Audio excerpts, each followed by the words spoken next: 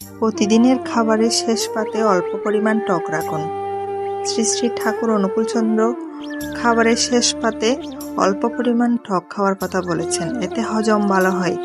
বিশেষ করে এক বিচি পরিমাণ তেঁতুল খাওয়ার কথা বলেছেন। তাছাড়া লেবু, জলপাইয়ের আচার, টমেটো চাটনি এসব টক খাওয়া যেতে পারে খাবারের শেষ পাতে। খাবারের শেষ পাতে টক খেলে হজম ভালো হয়, রেশন প্রক্রিয়া সুষ্ঠুভাবে সম্পন্ন হয়। বর্তমান সময়ে দেখা যায় যে কোনো বিয়ের অনুষ্ঠান, বার্থডে পার্টি, বিবাহবার্ষিকী এসব অনুষ্ঠানগুলো রাতেই অনুষ্ঠিত হয়। এতে প্রচুর পরিমাণ চর্বিযুক্ত, তেল মশলাযুক্ত খাওয়া হয়। এসব গুরুপাক খাবার আমাদের শরীরের জন্য খুবই ক্ষতিকর, এতে হার্ট অ্যাটাকের ঝুঁকি বাড়ে।